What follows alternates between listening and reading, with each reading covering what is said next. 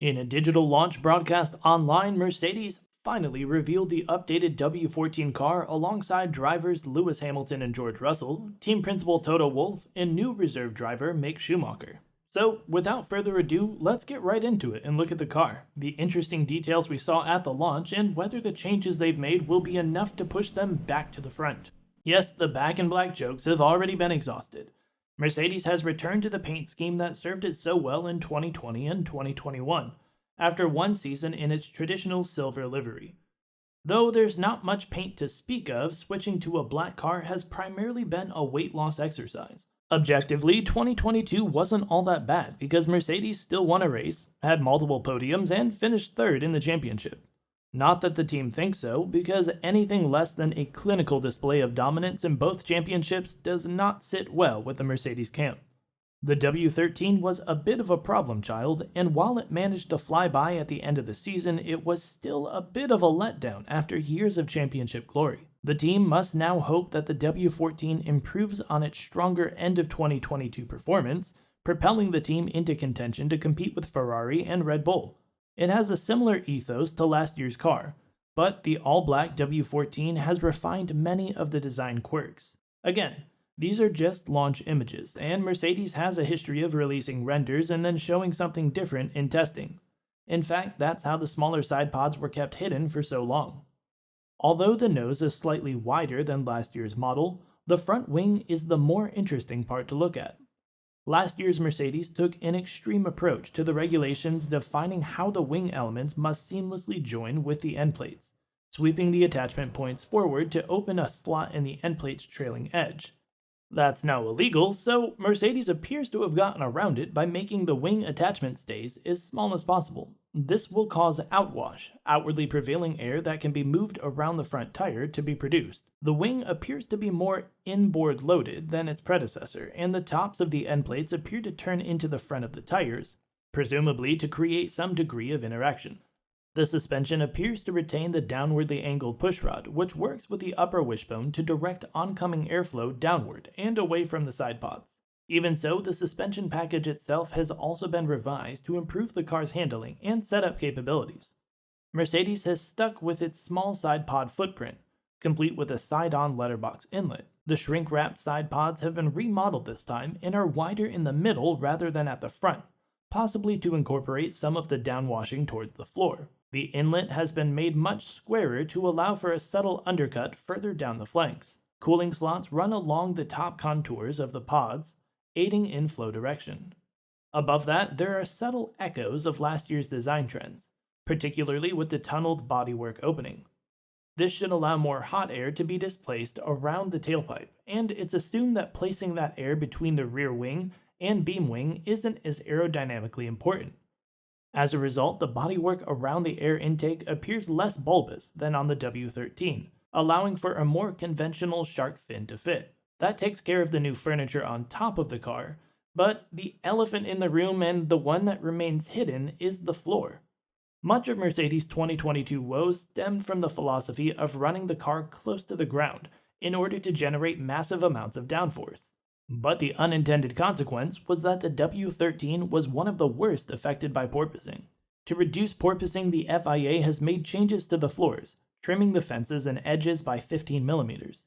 Oscillation metrics have also been introduced to ensure that there are no spikes in vertical travel, prompting a rethink in designs to ensure that the car can run without bouncing. At the launch, Mercedes technical director Mike Elliott explained that much of Mercedes' focus, and the object of subsequent development, was on the floor as the team tries to catch up. It's all going to be in the details. It's a lot of the bits that you can't see, particularly under the floors. There's going to be a lot of development. I think some of the key bits as we've completely changed front and rear suspension, trying to help with the weight of the car, but also trying to help with some of the handling, Elliott said. The core DNA is still the same, but there's quite significant changes in the bodywork. We've looked at every single area and said, well, how can we improve what we've done? We looked at the problems we had last year and said, well, there's no guarantees, but how do we guarantee as best as we can we don't have those problems this year? So it's all in the details. Of course, given the shortcomings of the W13, Mercedes fans may be concerned that the W14 isn't a completely new design. This is due in part to the cost cap arrangement, and designing an entirely new car would be difficult to justify unless the previous model was a flop. Despite admitting that Mercedes questioned whether it had made a fundamental design error with its previous car, Elliott believes there was good in the W13 concept.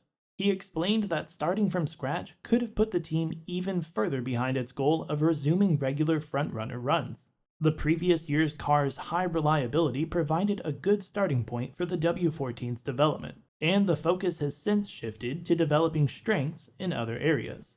If you look at the periods we had huge success, it's easy to take the car you've got and think, well, we will just build on that. I think at times last year we were questioning ourselves and saying, have we made a major mistake? Do we need to change what we're fundamentally doing? Elliott explained. But I think we know if we go in, tear it all up and start again, you know you're going to start further backwards. So it's about making those right decisions. Although we had problems with the car last year, I think there was also a lot of goodness in the car. There's also a lot of things that did work for us. I think the drivers have talked about reliability, and that's been good. I think you have to be careful and not just throw it all away and start again. Overall, the W14 looks set to be an outlier in terms of side pod design once more in 2023, with rival teams converged towards either the Red Bull or, to a lesser extent, the Ferrari template from last year, though Mercedes has already stated that its zero pods could be redesigned as part of a future in-season upgrade. When asked how he felt about Mercedes' unique development strategy in light of the aforementioned convergence, seven-time world champion Lewis Hamilton responded, I don't believe we've ever been a team that copied other people. We've always been our own mind and always been a team that's incredibly creative and innovative and like to do it our way. And I think this worked in the past. You can see a lot of the cars are converging to what the Red Bull looked like, except the Ferrari maybe. Last year we arrived and thought the car looked quick, and it wasn't, with all the issues that we had. We're coming into another season with a car that's kind of similar looking in many respects, because some of the elements are really hard to change. But you just have to have confidence in the engineers, and I do. So we're sticking with it. We're going with it, and I hope when we get in, it has the characteristics that we've asked for. But if not, then we'll find a way. Mercedes will be hoping that 2023 is a return to form after a blip on the radar in 2022, but it won't be an overnight change. Mercedes will face stiff competition even if it successfully completes the turnaround in fortunes. Every F1 fan would love to see a titanic title battle between three teams, and the pressure is on Mercedes to join the fray. The W14 certainly looks the part, and some of last year's awkward styling cues have been thankfully ironed out. If it helps F1 enjoy its most exciting championship battle in a few years, a lot more people will be hoping for the W14 to deliver on its promises than Wolff.